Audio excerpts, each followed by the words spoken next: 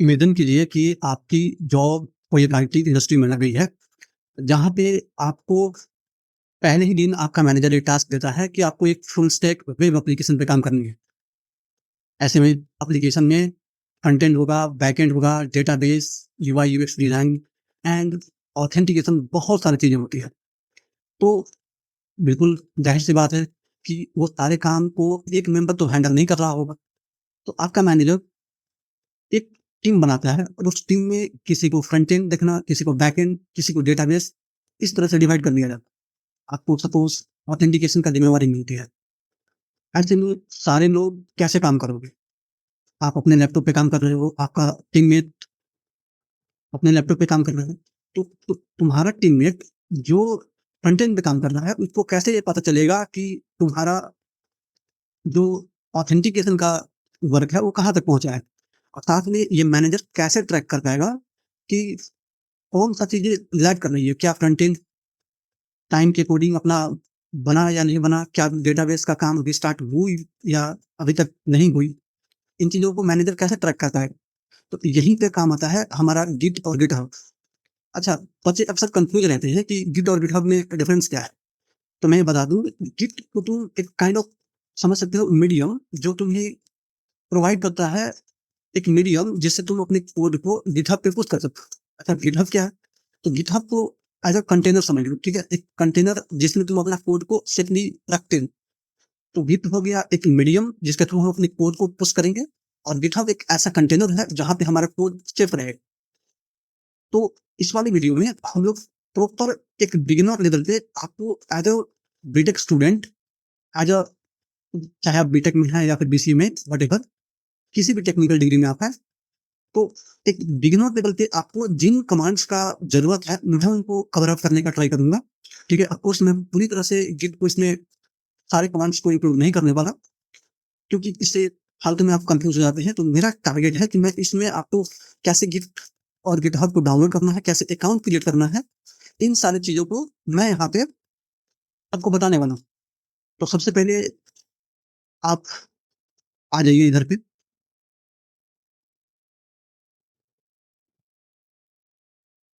अगर आपके पास अकाउंट है पहले से तो कोई बात नहीं, बहुत अच्छी बात है। पर मैं यहाँ पे एक अकाउंट क्रिएट कर रहा हूँ गूगल।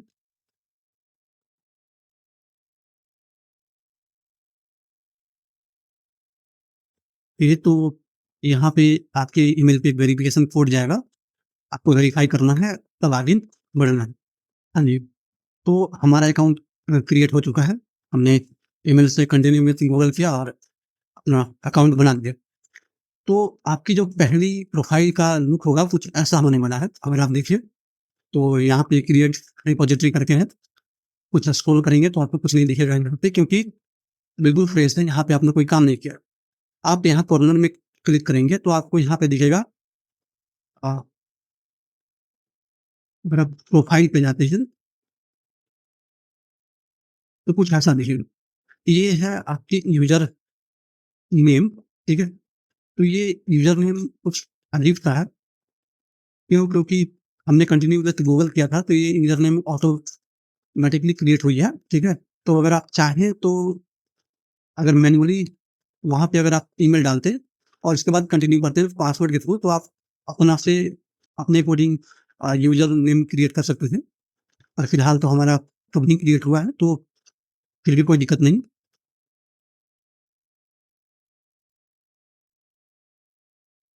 आप कुछ ऐसा आपका पेज खुलने वाला है, तो आपको फर्स्ट वाला जो ये लिंक है, क्लिक हियर टू डाउनलोड, यहाँ पे क्लिक करना है आपको। अच्छा, इससे पहले आप ये देख लीजिए कि विंडोज, मैक आपके पास है या फिर लिनक्स है, आप उसके अकॉर्डिंग देख लीजिएगा। अगर आपके पास लिनक्स है या फिर मैक ओएस है, तो फिर आप यहाँ पे आकर के डाउनलोड कर सकते हैं।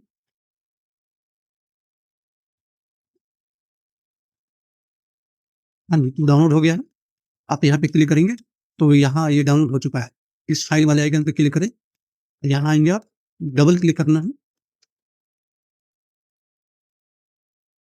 नेक्स्ट।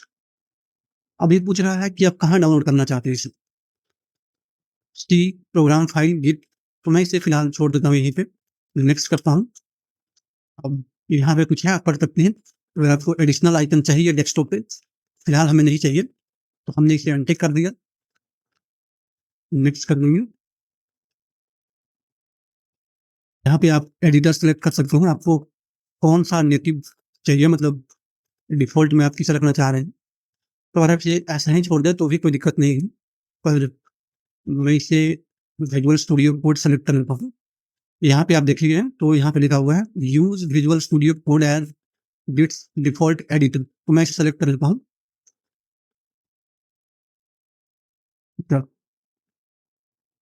तो आप इसे यही छोड़ दें, क्योंकि आप अगर आप कोई और एडिटर सेलेक्ट करते हैं, तो ये जो है सिर्फ़ उसी के लिए इंस्टॉल होगा। मतलब अगर आप कभी किसी दूसरे एडिटर में कोडिंग कर रहे हैं, तो फिर वहाँ पे आपको ये दिक्कत करने वाला है।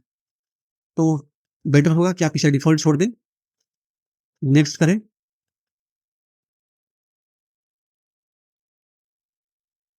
अच्छा, यहाँ पे इसे आपको क्या करना है, ये सेलेक्ट करना है। अगर आप इसे छोड़ देते हैं, तो गिट जो है, जो खुद का एक ब्रांच होता है, उसका डिफ़ॉल्ट ब्रांच, उसे वो मास्टर का नाम देगा। अगर आप इसे सेलेक्ट करते हैं, तो आप यहाँ पे चूज़ कर सकते हैं, जो कि हम मेन ही रहने देते हैं। आप इसे भी चूज़ करेंगे तो कोई दिक्कत नहीं है। आगे देखेंगे कि इसका मतलब क्या है, ब्रांच का क्या मतलब, पर फिलहाल मैं इसे टिक करता हूँ। फिर करते हैं नेक्स्ट। नेक्स्ट करें, कोई चीज़ नहीं करना। फिलहाल नेक्स्ट, फिर स्टॉप। फिलहाल हम लोग ऑलरेडी अपना गिटहब प्रोफाइल बना चुके हैं, और यहाँ पे हम गिट इंस्टॉल कर रहे हैं। इसके बाद हम कुछ सेटअप करेंगे। आप इसे अनटिक कर दीजिए, क्योंकि ये फिर कोई काम का नहीं है। फिनिश करते हैं। अब आप यहाँ से इसे मिनिमाइज मैं कर देता हूँ। आपको भी यहाँ पे सर्च करना है गिट बैश।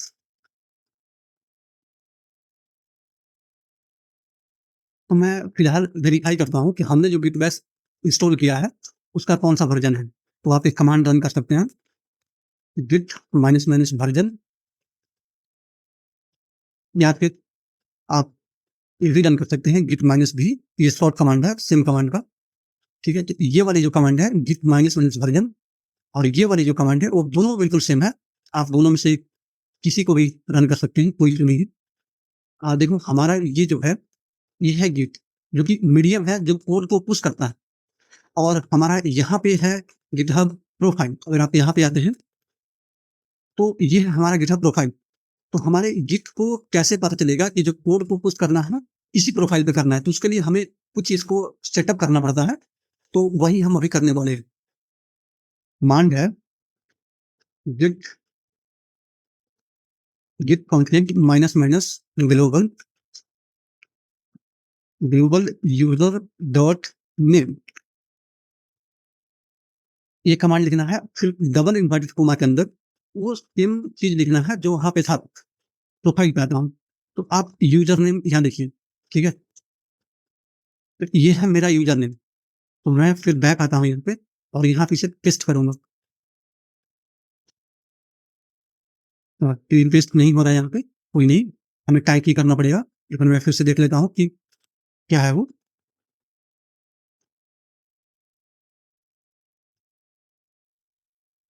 क्लियर,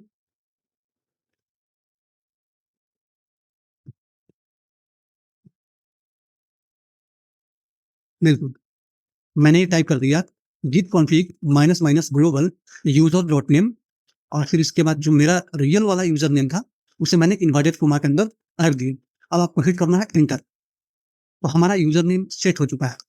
अच्छा, अब एक और चीज सेट करेंगे हम, वो करेंगे, यूजर नेम सेट हो गया, अब ईमेल सेट करेंगे। तो फिर कमांड रन करना है, git config minus minus global user dot email,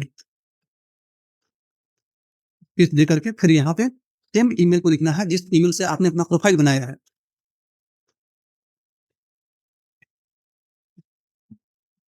click करेंगे, तो हमारा यूजर नेम और यूजर ईमेल दोनों प्रॉपर सेट हो चुका है। अच्छा, इसे अगर वेरीफाई करना है, तो उसके लिए क्या करना है, उसके लिए कमांड है git config minus minus global minus minus list. अगर आप इसे हिट करते हैं तो आप यहाँ पे देख सकते हैं, आप यहाँ पे प्रॉपर देख सकते हैं कि हमारा ये बता रहा है कि जो हमारा गिट बैश कहाँ डाउनलोड हुआ है उसका लोकेशन बता रहा है प्रॉपरली। और इसके बाद आप यूजर नेम में देखेंगे तो प्रॉपर हमें वही यूजर नेम दिख रहा है जो हमारा प्रोफाइल पे हमने अभी क्रिएट किया है। और यूजर ईमेल में आप देखेंगे तो वही ईमेल दिखा रहा होगा जिससे आपका अकाउंट बना हुआ है। और अगर आप ये चाह रहे हो कि सेपरेटली यूजर ईमेल को अलग से वेरीफाई करें, यूजर नेम को अलग से वेरीफाई करें, तो उसके लिए भी कमांड है git cvn fig config minus minus global user dot name. तो आप यहाँ पे देख सकते हैं कि यूजर नेम हमारा प्रॉपरली वही आया है जो कि यहाँ पे आया है। सिमिलरली ईमेल वेरीफाई करने के लिए git config minus minus global user dot email. तो आप एक चीज देख सकते हैं कि जब हमें यूजर नेम सेट करना था तो हमने ये वाली कमांड यहाँ से यहाँ तक जो कमांड है, और फिर जब वेरीफाई करना था हमें यूजर नेम को, तो ये वाली कमांड बिल्कुल सेम है। बस इसके बाद यहाँ पे हमें सेट करना था तो इसलिए डबल इन्वर्टेड कॉमा आया और उसके अंदर हमने अपना यूजर नेम डाला। पर यहाँ पे हमें सिर्फ वेरीफाई करना था तो इसके बाद कोई इन्वर्टेड कॉमा नहीं है, कोई यूजर नेम नहीं है। तो ये वाला कमांड बिल्कुल इसके जैसा है। और ये जो नीचे वाला कमांड है यूजर ईमेल वाला, वो बिल्कुल इसके जैसा है। फर्क बस इतना है कि यहाँ पे हम सेट कर रहे थे जो कि सिर्फ वन टाइम कर रहे हैं, और ये वाली है वेरीफाई करने के लिए। और दोनों को सिर्फ एक ही साथ वेरीफाई करना है तो आप फिर ये कमांड रन करेंगे git config minus minus global minus minus list. अच्छा, अभी इस समय जो हम लोग वेरीफाई कर रहे थे ये वाली, ये सब जो हम अभी काम कर रहे थे, ये सिर्फ वन टाइम सेटअप है। आप इसे दोबारा कभी नहीं करने वाले। तो अगर आपको याद नहीं भी रहता है तो ज़्यादा टेंशन लेने की जरूरत है नहीं। अगर आप याद कर ले तो अच्छी बात है, पर अगर आपको याद नहीं रहता है तो इसकी कोई आगे नीड नहीं होने वाली आपकी। ये तभी आपको इसको छेड़ने की जरूरत पड़ेगा जब आप सपोज आप एक दूसरा गिटहब प्रोफाइल क्रिएट करते हैं, तो उस केस में आपको फिर से ये प्रोसेस रिपीट करने की जरूरत पड़ेगी। अदरवाइज आप इसे कभी टच नहीं करने वाले। तो हमारा ये वाला जो बेसिक सेटअप था ये हमारा डन हो चुका है। अब आप चाहें तो आप इसे यहाँ से कट कर सकते हैं। अब चलते हैं अपना कोड एडिटर में। डेस्कटॉप पे राइट क्लिक कीजिए, न्यू फोल्डर, इसका नाम दे देते हैं कुछ भी। तो मैं इसका कुछ नाम रख देता हूँ, न्यू फोल्डर ही कर देता हूँ वर्क, इंटर। इसके बाद आपको इस फोल्डर को राइट क्लिक करना है, कोई भी कोड एडिटर। मैं एज्यूम कर रहा हूँ कि आप VS कोड ही यूज कर रहे होंगे जो कि बहुत ही बढ़िया एडिटर है। आपको इसको ओपन करना है, राइट क्लिक फिर ओपन। अब देखिए आप यहाँ से टर्मिनल ओपन कर सकते हैं। यहाँ देखिए मैं इसको थोड़ा जूम कर देता हूँ। फर्स्ट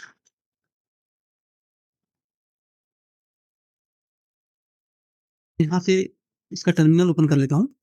मैं जो कमांड वहाँ पे हम लोग रन करके वेरीफाई कर रहे थे, अभी हमने जैसा कि गिट बैश ओपन किया था ये वाली, तो यहाँ पे हम लोग कुछ कमांड रन करके और उसको वेरीफाई कर रहे थे कि हमारा गिट इंस्टॉल्ड है या नहीं। तो एक बार सेम कमांड रन करके हम यहाँ भी देख लेते हैं कि क्या ग्लोबल हमारा जो गिट बैश है वो पूरे सिस्टम पे इंस्टॉल हुआ है या नहीं। ये ऑप्शनल है बिल्कुल, पर देख लेते हैं क्या जाता है। तो आपको रन करना है गिट माइनस भी या फिर गिट माइनस माइनस वर्जन।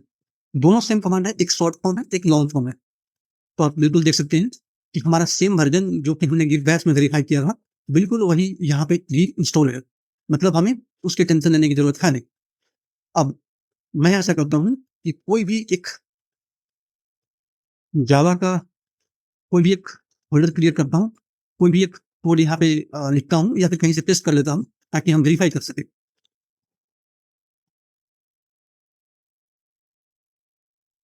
हाँ जी, तो हमने एक कोड यहाँ पे पेस्ट कर लिया है बस आपको दिखाने के लिए। आप अभी फिलहाल कोड पे मत जाइए। यहाँ पे कुछ फिक्स्ड स्टेप्स होते हैं जो आपको फॉलो करने पड़ेंगे। सबसे पहले आप किसी भी फोल्डर में, जैसे कि हम फिलहाल इस वाले फोल्डर में हैं, न्यू फ़ोल्डर करके है, जो कि हमारा इस वाले कोड एडिटर में ओपन है। आप यहाँ पे देख सकते हैं नाम। तो हर फ़ोल्डर में आपको एक बार गिट को इनिशियलाइज़ करना पड़ता है, इसके बाद ऐड करना पड़ता है, फिर एक कमिट होता है और इसके बाद होता है पुश। तो आप यहाँ पे देख सकते हैं कैसे होता है। अब हम लाइन बाय लाइन करेंगे। तो सबसे पहले एक कमांड है जो आप थोड़ा पहले ही देख लीजिए, गिट स्टेटस। बेसिकली ये कमांड क्या करता है, हमें स्टेटस बताता है। ये बेसिकली हमें ये बताता है कि हमारा प्रोजेक्ट का क्या स्टेटस है, हमारा इस फ़ोल्डर का क्या स्टेटस है। तो फिर आप देख सकते हैं कि नोट अ गिट रिपॉज़िटरी, मतलब ये बता रहा है कि हमारे कोई रिपॉज़िटरी फिलहाल इनिशियलाइज़ नहीं हुई है। तो हम पहले इनिशियलाइज़ करेंगे और आगे प्रोसीड करेंगे। तो पहला है गिट INIT। ये बेसिकली इनिशियलाइज़ का शॉर्ट फॉर्म है, INIT। तो आप कोई भी फ़ोल्डर में जिसे आपको गिटहब पे पुश करना है, सबसे पहला काम ये करेंगे, गिट INIT एंटर मारिए। अब यहाँ पे देखिए इनिशियलाइज्ड एम्प्टी गिट रिपॉज़िटरी, तो यहाँ पे आ चुका है। मतलब हमारा जो रिपॉज़िटरी है इस फ़ोल्डर में इनिशियलाइज़ हो चुका है। अच्छा, रिपॉज़िटरी क्या है वो आगे देखेंगे।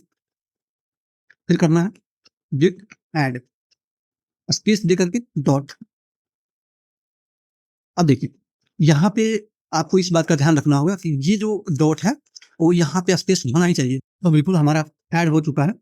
अगर हम चाहें तो फिर से इस कमांड को, जो हमारा गिट स्टेटस था, आप चाहें तो फिर से इस वाले कमांड को रन करके देख सकते हैं। तो रन करते हैं एक बार फिर से। तो यहाँ पे देखिए जब हमने स्टार्टिंग में इस कमांड को रन किया था तो एरर ये वाली आ रही थी, नोट अ गिट रिपॉज़िटरी, क्योंकि उस समय हमने कोई रिपॉज़िटरी इनिशियलाइज़ नहीं किया था। लेकिन जब हम इस टाइम रन कर रहे हैं सेम कमांड को, तो हमारा यहाँ पे आप देख सकते हैं कि एक न्यू फाइल है जिसका नाम है जावा फर्स्ट डॉट जावा करके, वो ऐड हो चुका है। ठीक है? तो अब हम आगे का कमांड रन करने वाले हैं। हमारा इनिशियलाइज़ हो गया, ऐड हो गया, अब करेंगे कमिट। गिट कमिट -n और स्पेस दे करके first commit of the Java code. फिर इन्वर्ट कमांड देंगे आप, इंटर। तो बेसिकली ये होता क्या है, आप देखेंगे ये होता है मैसेज जिसके अंदर आप कुछ भी लिख सकते हैं। ये बेसिकली मैसेज आपके लिए होता है कि इन फ्यूचर अगर आप किसी बड़े प्रोजेक्ट पे काम कर रहे हैं और आपने बहुत कमिट कर चुके हैं, आप 50-60 कमिट कर चुके हैं। जब आप अपने गिटहब प्रोफाइल पे जाएँगे, तो आप कैसे ट्रैक कर पाएँगे कि हमने ये जो स्टार्टिंग से जो 10th वाला कमिट किया था, वो किस स्टेज का था? मैंने वहाँ पे क्या किया था?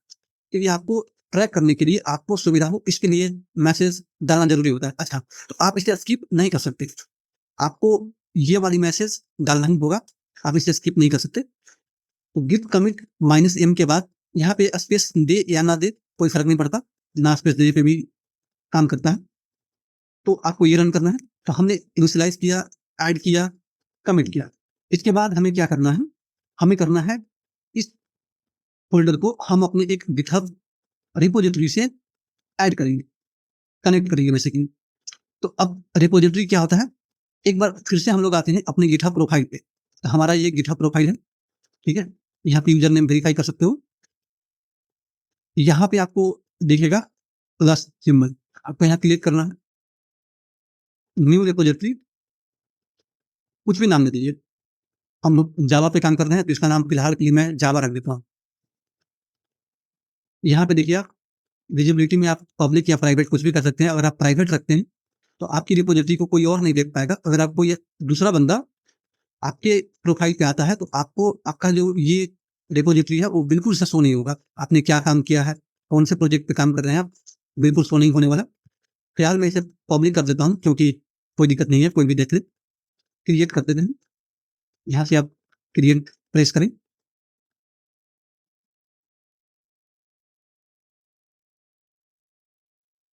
तो आप यहाँ पे ये हमारा क्रिएट हो चुका है। ये बेसिकली लिंक है। आपको यहाँ पे एक बार टैप करना है, कॉपी हो गया। फिर से आप अपने कोड एडिटर यानी कि वीएस कोड में आए और आपको एक कमांड रन करना है, गिट रिमोट ऐड ओरिजिन, और आपको वो वाली रिपोजिटरी का लिंक पेस्ट करना है जो आपने वहां से कॉपी किया था। अब आपको हिट करना है इंटर। बेसिकली ये कमांड क्या करता है, गिट रिमोट एड ओरिजिन, और इसके बाद स्पेस दे करके ये वाला अपना रिपोजिटरी का लिंक देना। बेसिकली अब हमारा ये जो फोल्डर है, न्यू फोल्डर नाम का एक फोल्डर है, ये फोल्डर प्रॉपरली हमारे इस वाले रिपोजिटरी से, इस वाले जो जावा रिपोजिटरी है, इस वाले रिपोजिटरी से प्रॉपरली कनेक्ट हो चुका है। अब देखिए, अब मैं फाइनली क्या करूंगा, git push origin main, hit enter. अच्छा, तो जैसे ही मैंने लास्ट कमांड रन किया, गिट पुश ओरिजिन मेन, तो आप यहाँ पे देखेंगे unable to access this, the requested URL return error this. आप यहाँ पे थोड़ा देख सकते हैं, मैं जूम आउट करता हूँ। यहाँ पे दो चीज आ रहा है, permission to this, denied to this. Basically ये जो आ रहा है कलेंद्र यादव करके, ये मेरा एक दूसरा गिटहब प्रोफाइल है, पर वो वहां से मैंने अभी साइन आउट कर दिया है, प्रसिद्धि वो शो हो रहा है। मैंने मेरा गिटहब प्रोफाइल ऑलरेडी बना हुआ है, तो मैं आपको समझाने के लिए एक दूसरा प्रोफाइल क्रिएट किया था, तो इसीलिए वो इशू आ रहा है। तो सबसे पहले जानते हैं कि इसको हम कैसे फिक्स करें, कैसे हमारा गिटहब जो है सिर्फ उसी को देखे, सिर्फ इस वाले प्रोफाइल को पे जाए, पिछला प्रोफाइल हमारा क्या था इसको बिल्कुल ट्रैक करना बंद कर दे। आपको यहाँ से बैक आना होगा, आप यहाँ पे सर्च कीजिए क्रेडेंशियल मैनेजर, हिट इंटर। आपको यहाँ पे विंडोज क्रेडेंशियल्स जाना है। अच्छा, ये सब सेटअप, ये सब काम उनको बिल्कुल नहीं करना जो फ्रेश से पहली बार अपना गिटहब प्रोफाइल बना रहे हैं। ये सिर्फ उनको करना है जिनको एरर आ रहा है सिमिलर तरीके का, जिनका गिट जो प्रॉपरली डिटेक्ट नहीं कर पा रहा है, पिछला वाला जो गिटहब प्रोफाइल है उसे भी ट्रैक कर रहा है। तो फिर आपको यहाँ पे आना है, आप यहाँ पे देखेंगे github.com करके है, आप यहाँ पे देखिए लोकल डिवाइस अभी भी मेरा पिछला प्रोफाइल को ट्रैक करना है, तो आपको सिंपली इसको रिमूव करना है, यस करना है, बैक। अब आपको वो दिक्कत नहीं आएगी। मैं एक बार कंट्रोल सी करता हूँ, ठीक है। अब चलते हैं, फिर से रन करते हैं,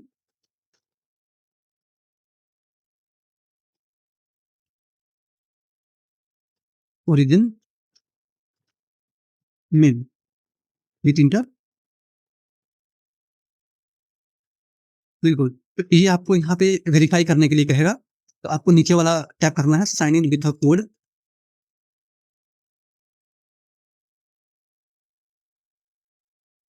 इसे आप कॉपी कीजिए, यहाँ पे जाना है, बिल्कुल यहाँ पे शो कर रहा है, सेलेक्ट करते हैं इसे, कंट्रोल भी, इंटर, ऑथराइज। थोड़ा ये ऑथराइज करवाएगा आपको पहली बार। ये सब सेटअप आपको बिल्कुल करने की जरूरत नहीं है अगर आप पहली बार आ रहे हैं, आपके पहले से मल्टीपल अकाउंट नहीं है। ये सब दिक्कत उनको होती है जिनका मल्टीपल अकाउंट होता है, यहाँ पे उनको ये सब दिक्कतें होती है। बिल्कुल, तो मेरा वेरीफाई हो चुका है, तो हम फिर से पीछे आएंगे यहाँ पे, और एक बार कंट्रोल सी करते हैं फिर से।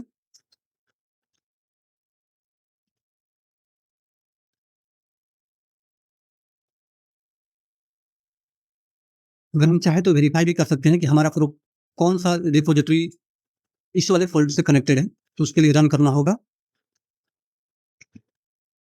git remote -v। तो देखिए फिलहाल बिल्कुल सही कनेक्टेड है। अगर आप इस वाले कमांड को रन करते हैं git remote -v, तो यहाँ से प्रॉपरली दिखा रहा है कि हमारा केआर क्राफ्ट एंड दिस ये रिपोजिटरी है, इस वाले यूजर नेम के साथ रिपोजिटरी का नेम है जावा, तो बिल्कुल वही है, तो ये कनेक्टेड है। अब फाइनली हम रन करते हैं गिट पुश ओरिजिन नेम,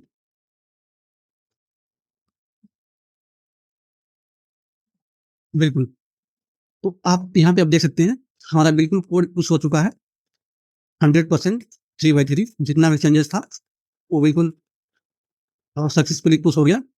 अगर आप इसे वेरीफाई करना चाहें तो फिर से एक बार रन करें सेम कमांड को, गिट पुश ओरिजिन मेन, तो आप यहाँ पे देखेंगे इस बार आपको बताएगा एवरीथिंग अप टू डेट। इसका मतलब है हमारा पहले का जितना भी चेंजेस था वो सक्सेसफुली पुश हो चुका है, अब कुछ भी नहीं बचा हुआ है।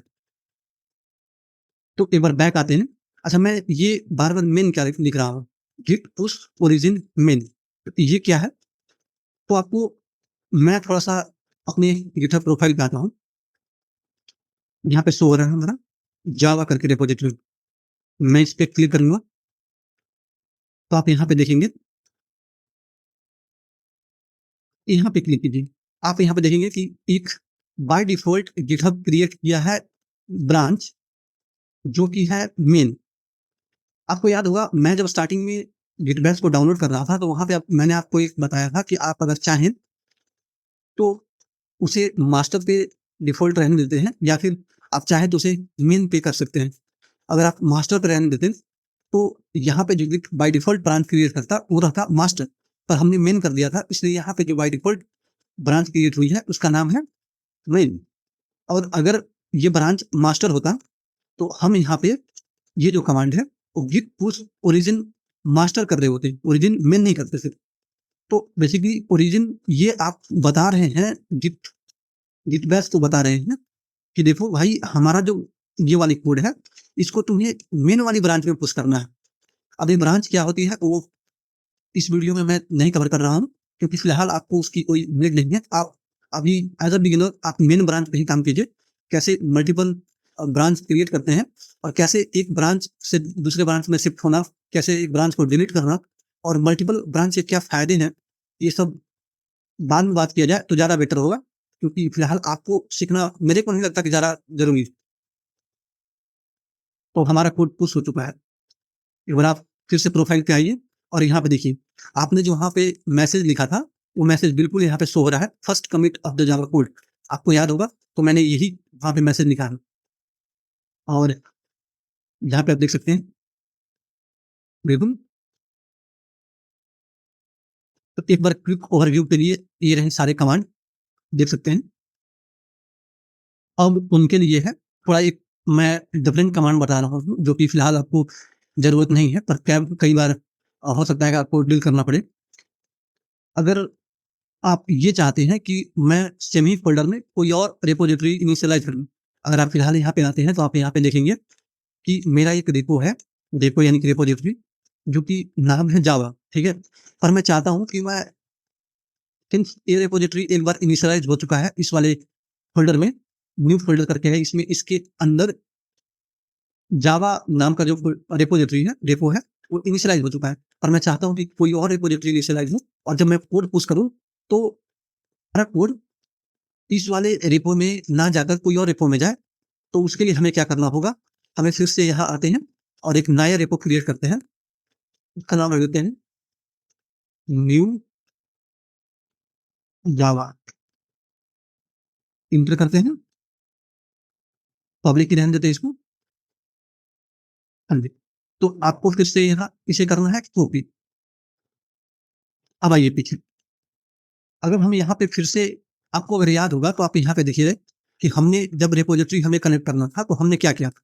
हमने ये कमांड रन किया था, गिट रिमोट ऐड ओरिजिन। इसके बाद उस वाले रेपो का हमने लिंक पेस्ट किया था, जो कि हमने पिछले बार वहां से कॉपी किया था। आप उस रेपो का नाम क्या था? जावा था, लेकिन इस बार न्यू जावा है। तो सबसे पहले हम अगर ऐसे ही इसको ऐड करने का ट्राई करते हैं, एक मिनट आप देखिए, git git remote add origin,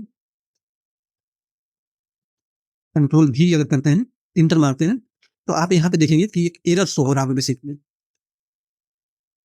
आप यहाँ पे देखिएगा कि एक एरर आ रहा है, error remote origin already exist. ये ये बता रहा है कि यहाँ पे एक पहले से ही रिपोजिटरी इनिशियलाइज्ड है, तो हम और इसमें किसी दूसरे को इनिशियलाइज नहीं कर सकते। एक रिपोजिटरी पहले से इसमें एडेड है। तो सबसे पहले हमें क्या करना पड़ेगा, पिछला जो रिपोजिटरी ऑलरेडी इसमें एडेड है, उसे हमें करना पड़ेगा रिमूव। तो उसके लिए कमांड होता है remove item minus recurse minus force dot git. अब इस वाले कमांड को देखिए, इस ये कमांड क्या होता है? ये कमांड बेसिकली हमारा जो गिट रेपो, हमारा जो गिटहब रेपो इस वाले फ़ोल्डर से कनेक्टेड है, उस वाले रिपॉज़िटरी को ये वाला कमांड बेसिकली हटा देता है, रिमूव कर देता है, ताकि हम किसी और रिपॉज़िटरी को ऐड कर पाएँ। तो ये रहा गिट रिमोट अ, तो ये रहा remove item minus recurse minus force dot git. तो आप बढ़िया से ध्यान रखेंगे कि यहाँ पे रिमूव का आर बड़ा होना चाहिए, आइटम का आई बड़ा होना चाहिए और इनके बीच कोई स्पेस नहीं है। यहाँ पे एक माइनस साइन है और इसके बाद यहाँ पे एक स्पेस दे करके माइनस साइन है, फिर रिकर्स है, फिर स्पेस दे करके माइनस फोर्स है, फिर स्पेस दे करके डॉट गिट है। तो बिल्कुल इस इन कमांड्स को आपको बिल्कुल ऐसे ही देखना होगा। तो चलिए अब हम फिर से एक बार स्टेटस चेक करते हैं। गिट गिट स्टेटस इंटर करते हैं तो आप यहाँ पे देखेंगे बिल्कुल फिर से वही एरर आना शुरू हो गया जो कि हमें स्टार्टिंग में आ रहा था। Title not git repository. तो आप अगर स्टार्टिंग में आएंगे तो आप देखिए जब हमने शुरू बार गिट स्टेटस रन किया था तो बिल्कुल वही एरर आया था जो कि अभी आ रहा है, क्योंकि उस समय भी हमारा रिपोजिटरी इनिशियलाइज नहीं था। तो अब हम पूरे इंडिपेंडेंट हैं फिर से रिपोजिटरी को ऐड करने के लिए। गिट गिट इनिट करना पड़ेगा। गिट इनिशियलाइज हो चुका है, आप यहाँ पे देखेंगे इनिशियलाइज एम्प्टी गिट रिपोजिटरी। बिल्कुल स्टार्टिंग से चलेंगे क्योंकि हम जो है ना सेम काम को दोबारा कर रहे हैं। हम सेमी फोल्डर में एक दूसरे रिपोजिटरी को इनिशियलाइज कर रहे हैं, तो इसका मतलब है हमें पूरी प्रोसेस को फिर से रिपीट करना पड़ेगा। गिट इनिशियलाइज हो गया, फिर करना है गिट ऐड और स्पेस दे करके डॉट इंटर, फिर गिट कमिट माइनस एम। बिल्कुल आप यहाँ पे चाहें तो कुछ और मैसेज लिख सकते हैं। This is my first code in Java. This is my first code in Java, inter करते हैं। बिल्कुल तो ये हमारा हो चुका है। इसके बाद हम करते हैं git remote add origin control B. तो ये कंट्रोल बी क्या है? तो हम बेसिकली इस वाले जो हमारा न्यू जावा का रिपोजिटरी है इसका लिंक हम उसमें पेस्ट किए हैं, जो बेसिकली ऐड कर रहा है। आप यहाँ पे देखिए बिल्कुल न्यू जावा डॉट गिट है, हमने इसे यहाँ पे पेस्ट किया। इसके बाद हम फिट करेंगे इंटर, तो हमारा रिपोजिटरी प्रॉपर्ली कनेक्ट हो चुका है। हम बिल्कुल वही वाले स्टेप्स को फिर से रिपीट कर रहे हैं जो हम लोग पहले ही कर चुके हैं। अगर हमें वेरीफाई करना है कि क्या सच में हमारा ये वाला जो फ़ोल्डर है, पहले किसी और रिपॉज़िटरी से कनेक्टेड था, लेकिन क्या अब यही वाला फ़ोल्डर न्यू जावा रेपो से कनेक्ट हो गया? पहले अगर आपको याद हो, तो हमने पहले इन्हीं स्टार्टिंग में एक जावा नाम का रेपो क्रिएट किया था और हमारा ये वाली फ़ोल्डर उस वाले रेपो से कनेक्ट था। लेकिन अब हम न्यू जावा क्रिएट किए हैं, तो हम वेरीफाई करना चाहते हैं कि क्या सच में हमारा कनेक्ट हुआ या फिर नहीं हुआ? तो उसके लिए कमांड है गिट रिमोट माइनस भी। तो बिल्कुल ये भी कमांड आप पीछे रन कर चुके हैं। अगर आपको याद हो तो आप बिल्कुल देखिए यहाँ पे न्यू जावा दिखाने लगा। मैं थोड़ा स्क्रॉल करता हूँ पीछे और आपको दिखाता हूँ। आप थोड़ा याद रखिए यहाँ पे हमने जब इस कमांड को रन किया गिट रिमोट माइनस भी, तो बिल्कुल न्यू जावा करके आ रहा है। मैं थोड़ा पीछे चलता हूँ, जब हमने एक बार पहले इसको वेरीफाई किया था।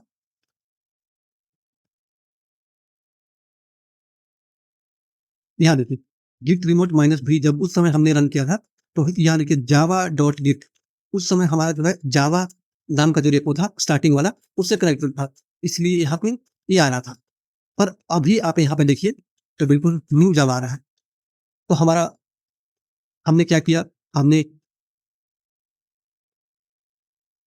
हमने क्या किया, हमने एक नई रिपोजिटरी इनिशियलाइज कर दिया।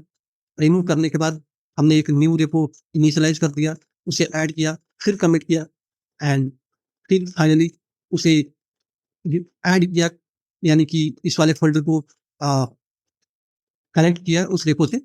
इसके बाद हमने फाइनली वेरीफाई किया। अब मैं करूँगा पुश गिट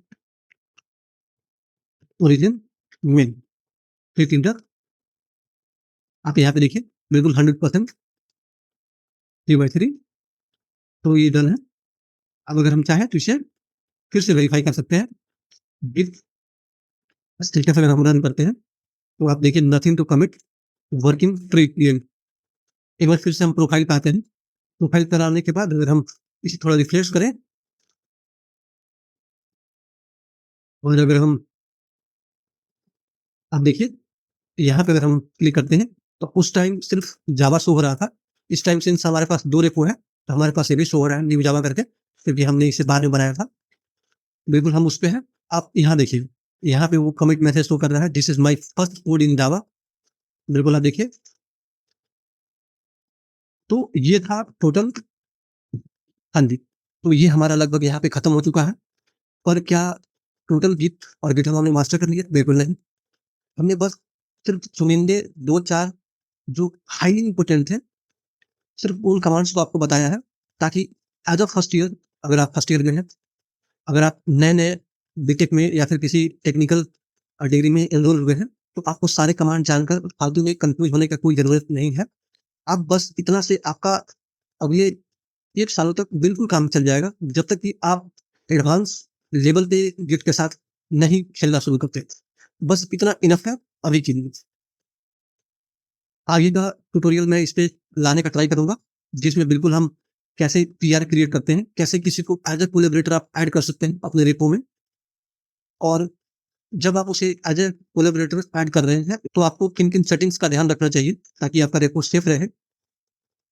इन सारी चीज़ों के बारे में और भी एडवांस कई ऐसे गिट कमांड्स हैं, जिसके बारे में हमने यहाँ पे बात नहीं किया है। उन सारी चीज़ों के बारे में हम आगे बात करेंगे।